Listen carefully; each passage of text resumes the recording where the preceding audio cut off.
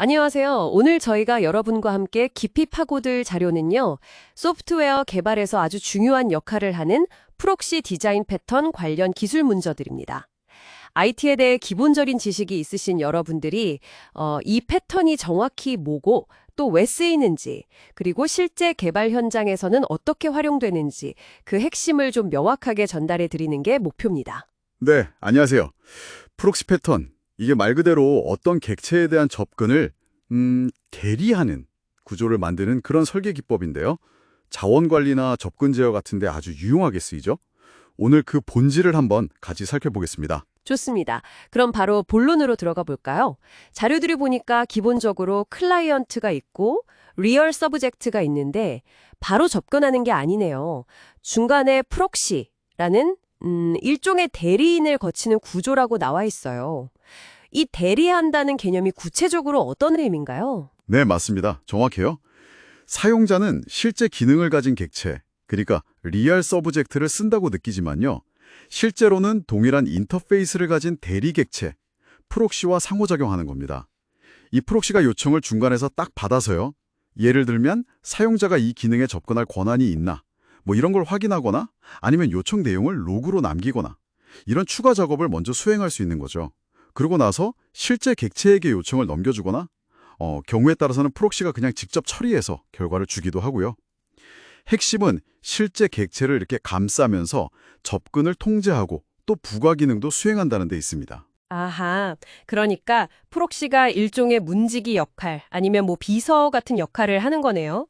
그래서 실제 객체는 자기 핵심 기능에만 딱 집중할 수 있도록 도와주는 거군요. 자료에 나온 그 대용량 이미지 로딩이나 보안 제어 같은 예시들이 바로 그런 역할 때문에 가능한 거겠네요. 그렇죠. 구체적으로 어떤 장점들이 있을까요? 네, 그렇죠. 프록시 패턴은 그 목적에 따라서 몇 가지 유형으로 좀 나눠볼 수 있는데요.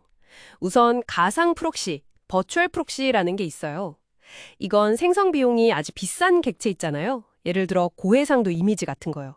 이런 걸 실제로 화면에 보여줘야 할 때까지, 그 전까지는 생성을 미루는 방식이에요.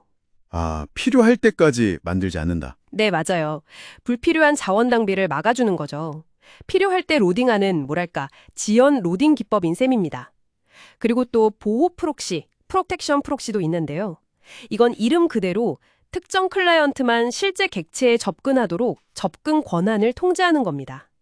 사용자 인증이나 역할 기반 권한 관리 이런 데 주로 쓰여서 보안을 강화하는 데 도움이 되죠. 듣다 보니 원격지에 있는 객체를 사용하는 경우도 있던데요. 그건 어떤 건가요? 아, 네. 그게 바로 원격 프록시, 리모트 프록시입니다. 다른 서버나 완전히 다른 네트워크상의 주소 공간에 있는 객체 있잖아요. 이걸 마치 내 컴퓨터, 로컬에 있는 것처럼 쓸 수 있게 해주는 거예요. 그 복잡한 네트워크 통신 부분은 이 프록시가 대신 처리해주는 거죠. 와, 편리하겠네요. 네, 특히 분산 시스템 환경에서는 아주 중요합니다. 마지막으로 스마트 프록시라는 것도 있어요. 스마트 프록시. 이건 실제 객체에 접근하기 전후로 노깅을 한다거나 결과를 캐싱해 둔다거나 아니면 여러 스레드가 동시에 접근 못하게 잠금, 락킹을 거는 등 이런 추가적인 작업을 덧붙이는 방식이에요. 오, 스마트 프록시 그거 흥미로운데요. 특히 기존 코드는 거의 안 건드리고도 새로운 기능을 추가할 수 있다는 점이 되게 인상적이네요. 이게 혹시 객체 지향 설계에서 중요하게 여기는 그런 원칙들하고도 관련이 깊을까요? 네, 아주 정확히 보셨습니다. 기존 코드를 수정하지 않고 기능을 확장할 수 있게 한다는 점에서 그 유명한 개방 폐쇄 원칙, OCP라고 하죠. 확장에 대해서는 열려 있고 수정에 대해서는 닫혀 있어야 한다는 원칙과 아주 잘 맞아요. 그리고 또 로깅이나 보안 같은 부가 기능을 프록시에 딱 맡겨버리니까 원래 객체는 자기 핵심 책임에만 집중할 수 있게 되잖아요. 그렇죠. 역할 분담이 확실해지네요. 네, 그래서 단일 책임 원칙, SRP, 한 클래스는 하나의 책임만 가져야 한다는 원칙도 잘 지키게 되는 거죠. 아, 그렇군요. 그럼 실제 개발 환경에서는 이 프록시 패턴을 어디서 좀 많이 볼 수 있을까요? 아까 자바 예제에서 본 이미지 지연 로딩 말고요. 더 다양한 활용 사례가 있겠죠, 분명. 그럼요. 아주 많습니다. 여러분도 아마 모르는 사이에 많이 접하고 계실 거예요. 대표적으로 데이터베이스 커넥션 풀 같은 거요. 거기서 연결을 관리할 때도 쓰이고요. 웹서버 앞단에서 보안 검사나 캐싱을 수행하는 경우도 흔한 프록시 활용 예시입니다. 특히 혹시 스프링 프레임워크 들어보셨나요? 네네, 그럼요. 많이 쓰이죠. 그 스프링의 핵심 기능 중 하나인 AOP, Aspect Oriented Programming, 우리말로는 관점 지향 프로그래밍이라고 하는데요. 이게 뭐냐면 로깅이나 트랜잭션 처리처럼 여러 군데에서 반복적으로 나타나는 공통 관심사 있잖아요. 이런 걸 딱 분리해서 관리하는 기법인데 이게 바로 프록시를 기반으로 구현됩니다. 아, AOP가 프록시 기반이었군요. 네. 그리고 ORM 프레임워크, 하이버네이트나 JPA 같은 거 쓸 때 데이터 지연 로딩 구현하는 데도 쓰이고요. 요즘 많이 이야기하는 마이크로 서비스 아키텍처나 클라우드 환경에서도요. 서비스 간 통신을 제어하거나 API 게이트웨이 같은 부분에서 아주 핵심적인 역할을 하고 있습니다. 이야, 정말 생각보다 훨씬 광범위하게 쓰이는군요. 그런데 이렇게 유연하고 강력한 기능 뒤에는 분명히 고려해야 할 점, 단점 같은 것도 존재할 것 같은데요. 물론입니다. 뭐든 장점만 있을 순 없죠. 프록시라는 중간 계층이 하나 더 생기는 거니까요. 아무래도 전체 시스템 구조가 조금 더 복잡해질 수는 있어요.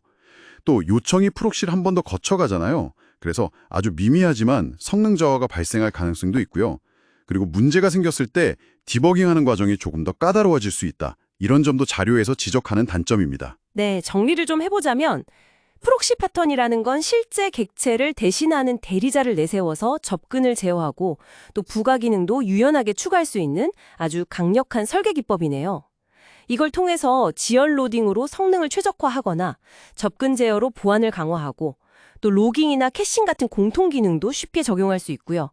다만 시스템 복잡도가 좀 증가할 수 있고 약간의 성능 영향은 감안해야 한다. 이 정도로 요약할 수 있겠군요. 네, 맞습니다. 핵심은 역시 그 유연성과 확장성에 있다고 볼 수 있어요. 단순히 접근을 제어하는 걸 넘어서서요. 실제 객체의 코드를 바꾸지 않고도 시스템 전체의 성능, 보안, 그리고 유지보수성까지 높이는 데 기여한다는 점이죠. 오늘 이야기 나눈 가상, 보호, 원격, 스마트 프록시 외에도 목적에 따라 정말 다양한 변형이 가능하고 활용되고 있습니다. 네, 오늘 프록시 디자인 패턴에 대해서 정말 알차게 살펴본 것 같습니다.